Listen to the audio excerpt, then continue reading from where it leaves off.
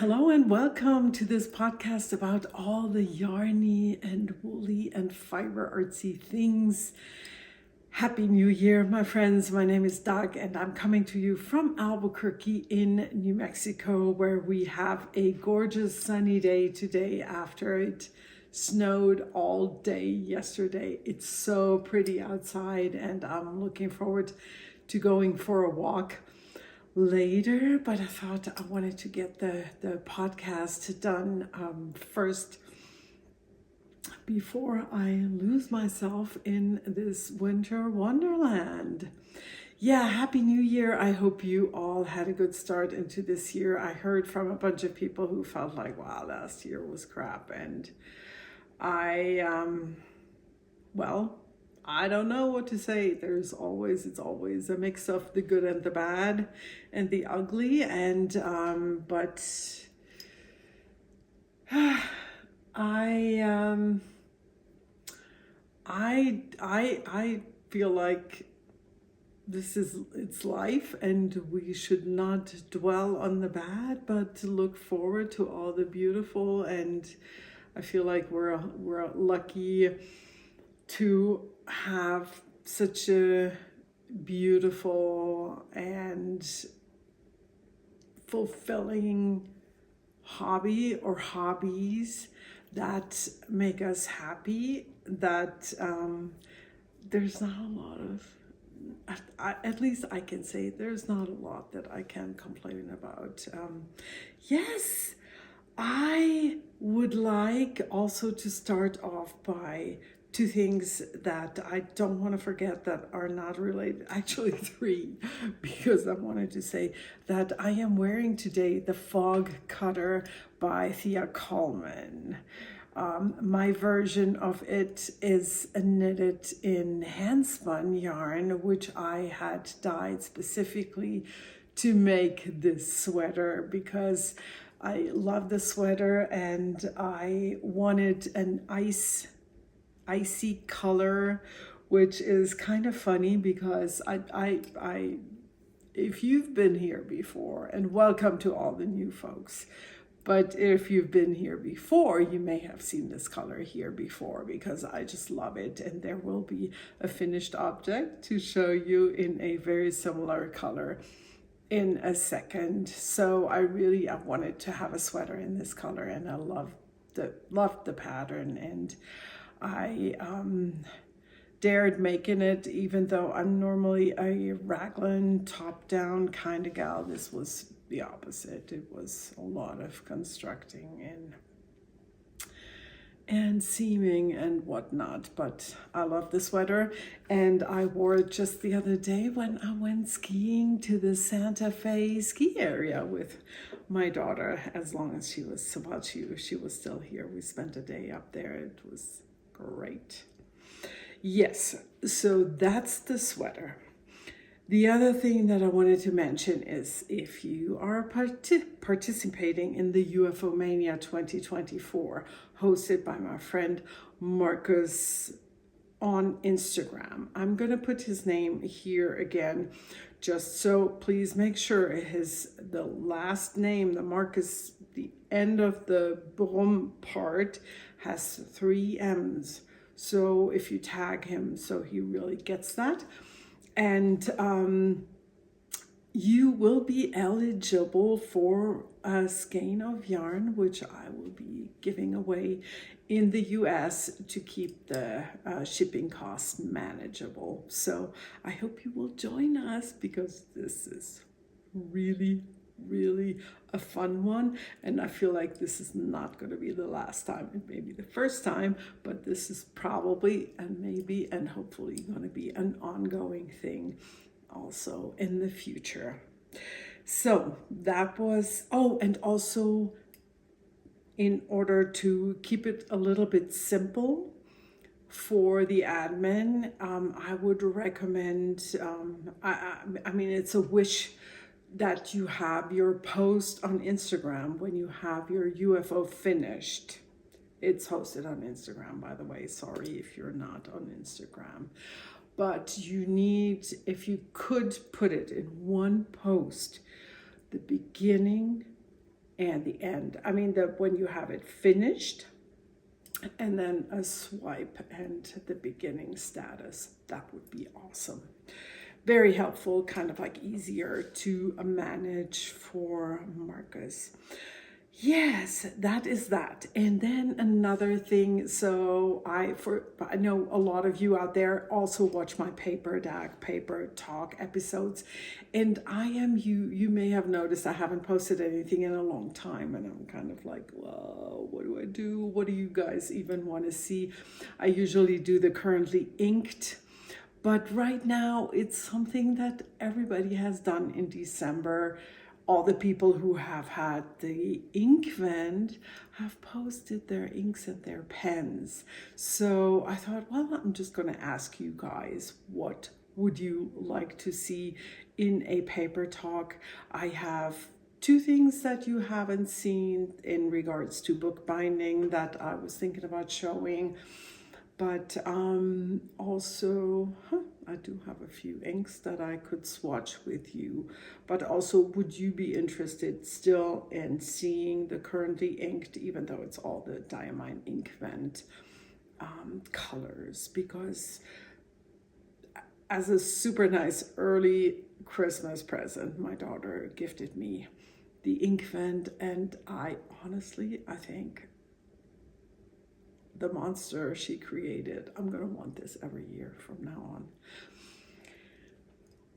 But side note closed, that was a lot about the paper talk. So short question to finish this. If you have anything that you would love to see in that regard, pen, ink, paper, let me know. Leave me a comment. That would be great.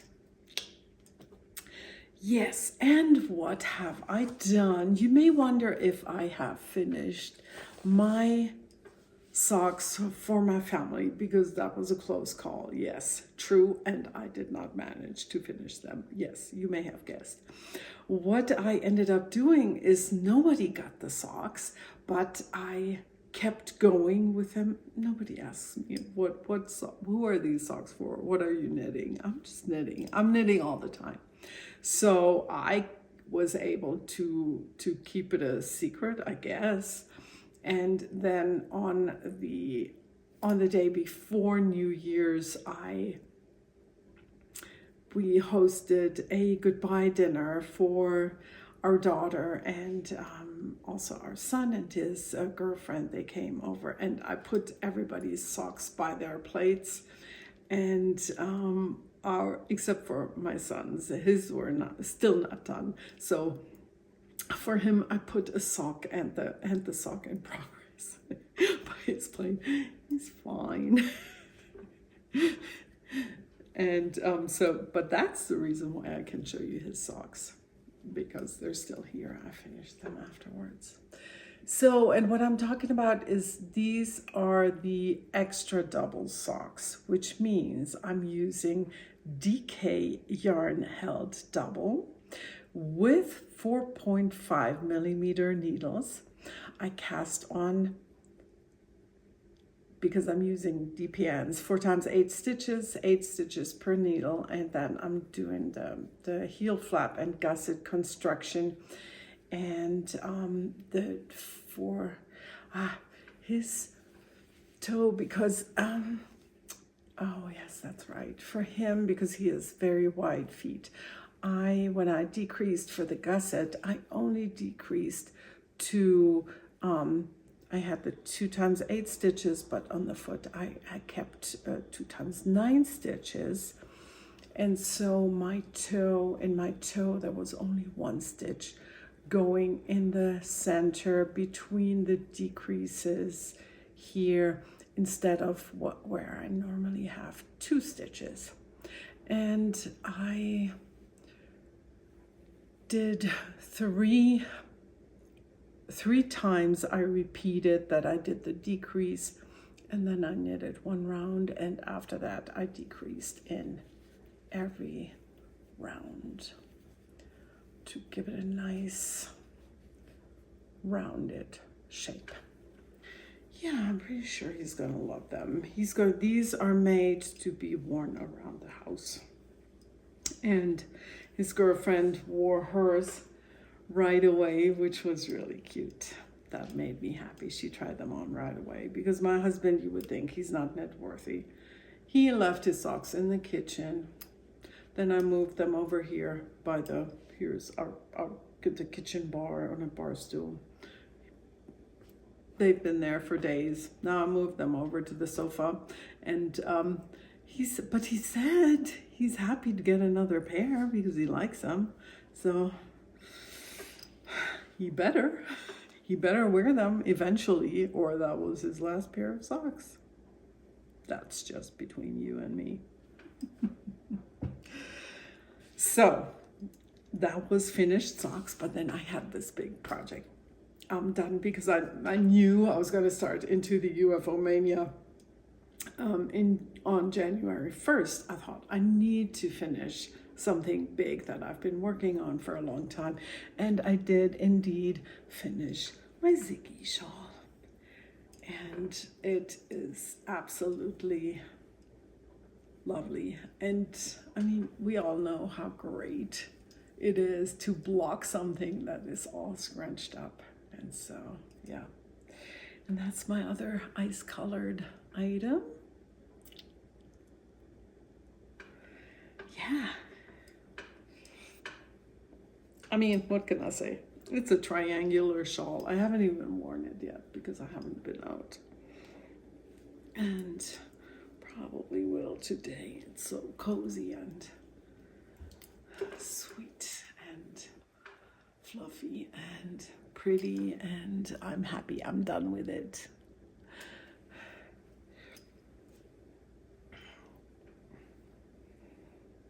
Oh, I do have another finished object, and that is my spinning project for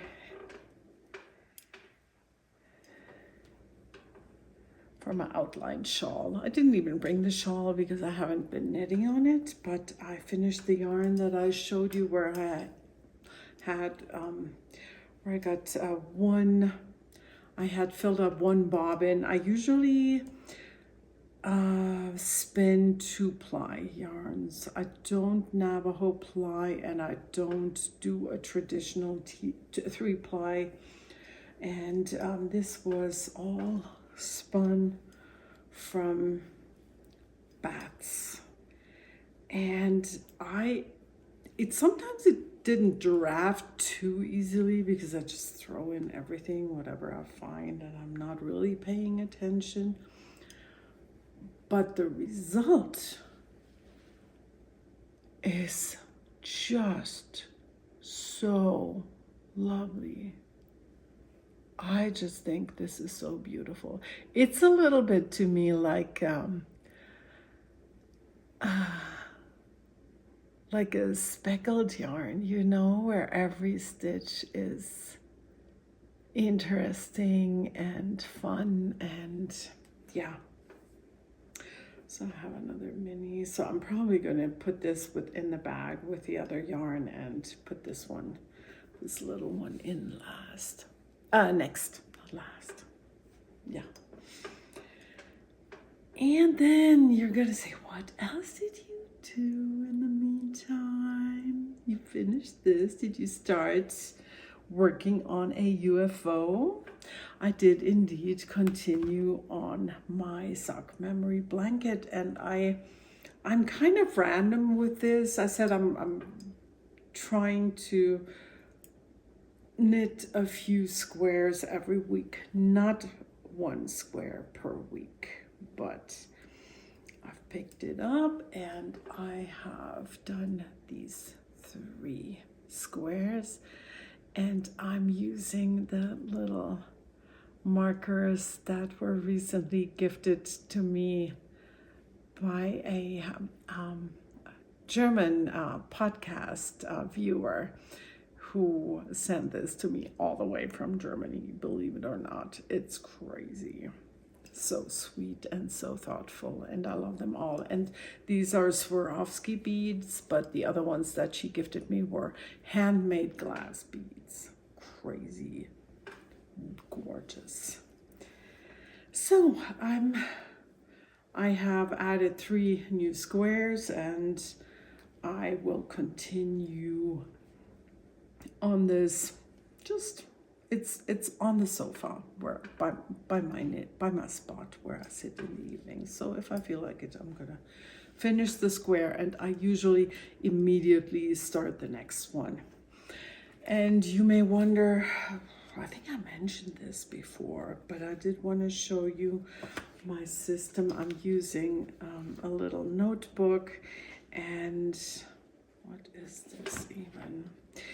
And because I've done so many swaps, and people have written the names of the yarns on the little tags, and I thought, well, I'm going to be wondering, what is this? Maybe, later when I'm done with the blanket, I'm going to say, oh, what was this? This is so beautiful.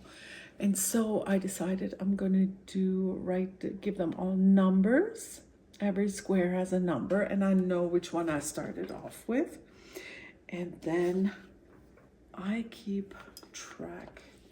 Sometimes I forgot, or I don't know, because I got stuff mixed up. But I keep track of all of my squares. Like right now, this is something that I got from Debbie, and that was a Legacy Fiber Arts sweater. Fun name, yeah. So I also, oh yes, I ripped out one pair of double knit socks because that was the pair where I thought about writing up the pattern, but decided I'm not going to have the time right now, or not going to be willing to dedicate time to it right now, I should say. And so I ripped those out, excuse me. Yeah, so I decided to rip out those socks, and because, yeah, I don't have anybody where I thought they're going to fit them right now. It's for kind of like a little bit of an older child. Don't know what I was thinking, but I guess I felt I would need to knit a pair in every size, and I started with a size where I don't even have anybody who could try them on. Okay, but that's that. So I ripped those out, and the crochet hat that I showed you last episode, that one I kept, and I just put in a zippered bag, and I put it with the stash. So if I ever want to come back to crocheting that pattern, I'm gonna know that the yarn is in there. And I didn't want to rip it out because I thought I made a good start on that with my stitch pattern, and even if I won't finish that one, and I will decide to knit it with another yarn, crochet it with another yarn, I can pull it out, what I've done, and then while pulling it out, I will see what I did, because that's a little hard to see. Yeah, but enough of stuff that you are not seeing now. I also, you know what the first project was that I got totally excited about continuing, and I had thought about ripping it out, and I'm so glad I didn't.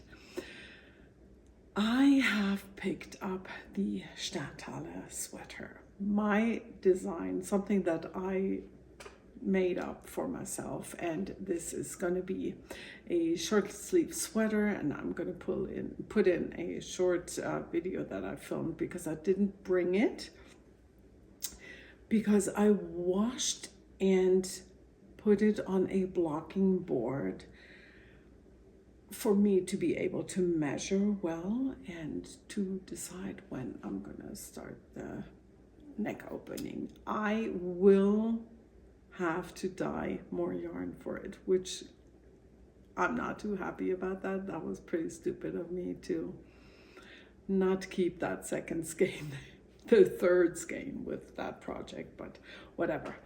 I'll figure it out. And even if it's slightly different, I'm gonna dye up 2 skeins, and I'm gonna use them in the front, and it's all gonna be good. Yeah, I knitted a lot on that, and I think I can already start the neck opening if I use that one for the back. Then I still need to knit the whole front, but that's going to be easier because it's going to have a deep round neck opening, so it's a lot less knitting, and it's so pretty. It really, really looks lovely. Yeah. The other thing I picked up, and I am continuously working on that, a few rows. I try to do a few rows every day.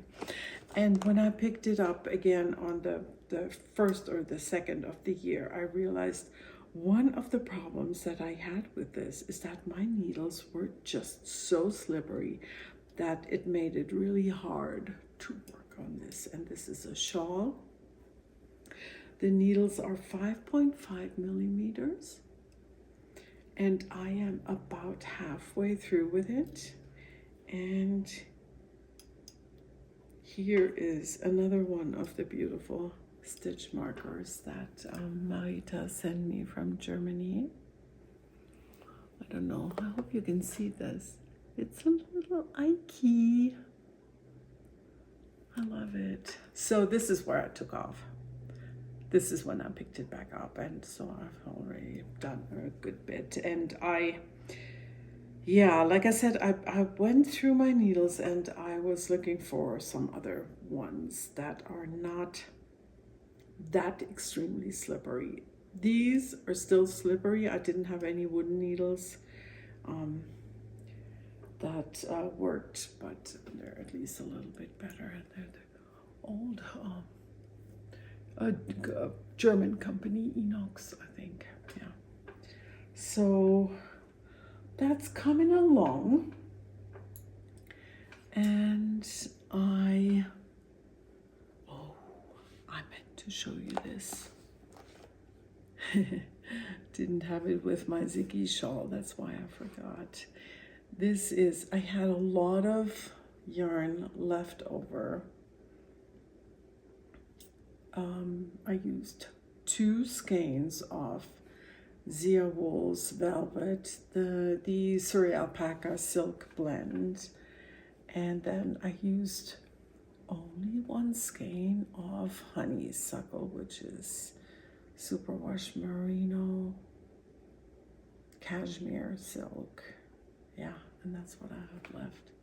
I'm a tight knitter, so if you're not, I would probably recommend to have 2 100-gram skeins if you want to make the Ziggy shawl. At least have it on hand in case.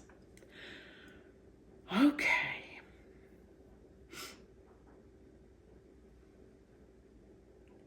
Oh yes, I have to make a confession. I skipped one of my UFOs last time. Sorry about the noise. I have a crochet blanket that I started. I haven't looked it up.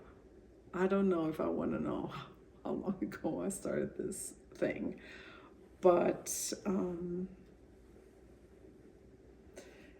I have a whole bin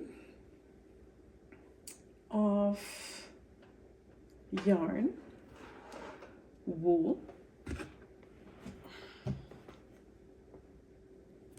Yep, that's all I think it's worsted mainly.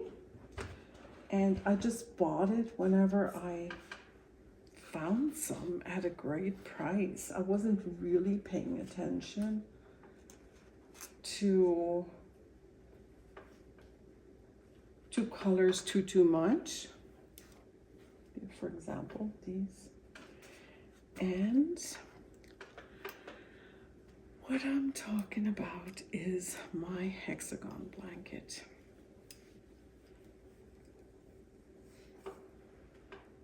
Yes, I know, it's gorgeous. The back, not so much. A few months ago, I brought this out of curiosity, and I thought, I want to see what the status is of this, just for funsies, because I saw crochet blankets online, and I thought, oh, I should crochet a blanket, and I'm like, oh wait, I got a crochet blanket, and yeah, so I started weaving in some ends. And I thought, this is exhausting. That's a lot of weaving in, a lot of ends, and a lot of time, and a lot of effort. And I'm like, I don't want to do this right now. So I put it back in, and I put it back in the closet. But that's the question. Should I keep it out? I already woven a bunch of the ends of the sock memory blanket, literally everything that's on the inside, not the ones on the very outside edge. And so I could also put that out and start weaving in ends, and then actually continue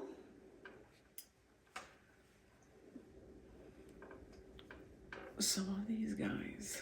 I think, oh yes, that's what it is. That's how you start off, and then with the last round, you connect with the other hexagons.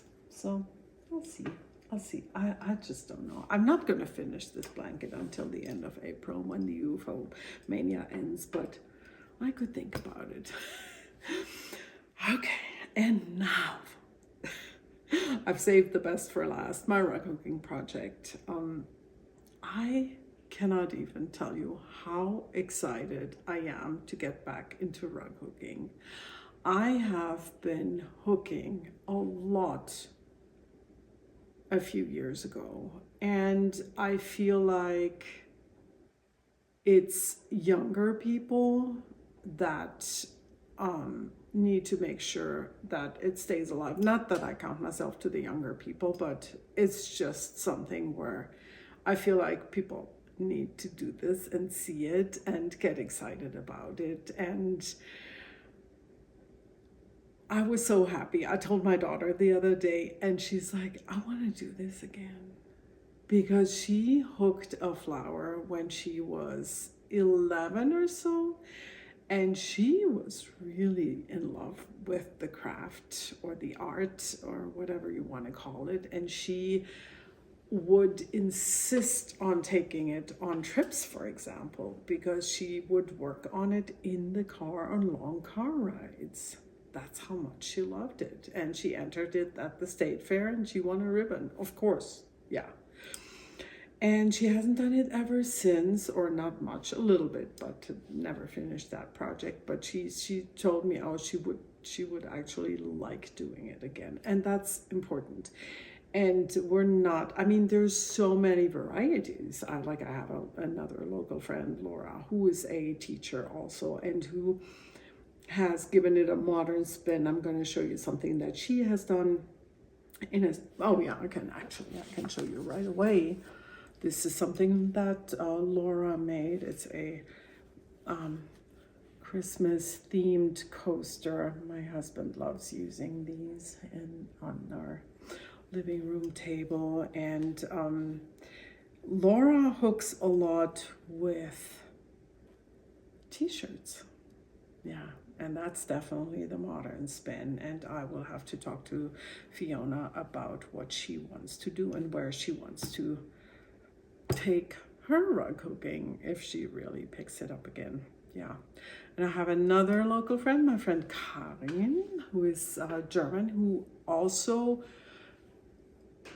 started rug hooking in the States because she met someone who loved rug hooking and who showed her. I assume that was Andy.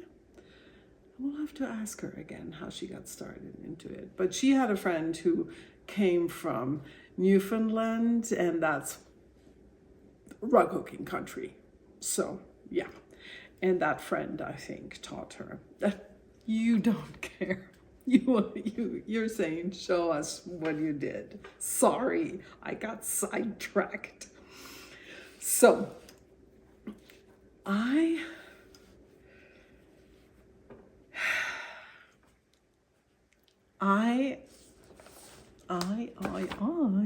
this is where I am with Fiona's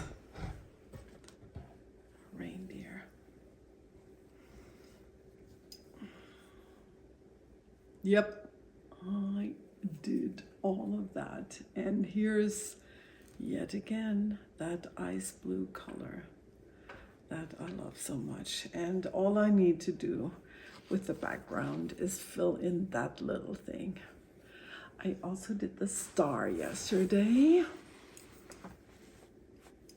And I hope you can see the glitter. So I decided to use different shades of yellow, and I looked for some golden glittery stuff and found some, I think it may be embroidery floss or something.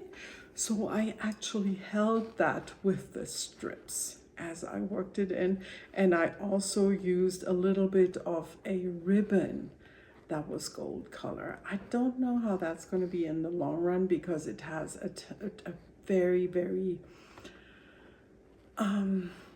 thin wire. I was not able to pull that out, but so I don't know if that's not going to get caught or poked, but then again, this is going to sit on a table somewhere and that's it, or it's going to go on a wall. Yeah, so it's not that important. Yeah, I filled in the face, and if you look closely, you're also going to see that the tail is raised, and I decided to do a thin cut of this dark brown for the outline and for the face, which is not very well visible right now because it is still wobbly. It's going to get put into place once you actually fill in the color of the face. And I picked a red for the nose because it's, of course, it's a Rudolph. And then I found two colors that I considered for the reindeer, and I'm going to show you those in a second because I left them on my work table in my studio where I spread out the options. I'm gonna have to get that. But yeah, when you set your mind to something, it's just that really makes it happen. Yeah. And I have to tell you, I am not a perfect rug hooker, and this needs blocking. I tend to pack my loops sometimes a little bit too much, and which makes it warp a little bit. But in the end, I think this is, I watch myself, I try to pay attention. So in the end, it's going to be fine once it is blocked. What else do I need to tell you? Right now, I am thinking about the edge. And I've pulled out a few of my books, rug hooking books, to look at different options, but I have made a few pieces in the past, and one of them was my Rudy, which was my design, and that's my Rudy, which is on the wall in the dining room. Usually it should be taken down after Christmas, but I didn't. It was out for a whole year. So, but this year I'm going to take it down. Yeah, so that was my design. Purple here, bright red nose, and Christmas motif. And you saw that blue that I pulled out of one box, and I think that was this blue. This is a fun technique. Can't remember what it was called, but I loved doing that, and I got it down because I wanted to show you this is one technique of finishing a rug where you whip stitch. You roll the edge and then you whip stitch around it. And in this case, I thought it's a very nice color choice because it picks up the purple again. And another option would be, I'm going to put this down and show you again Laura's little Christmas coaster.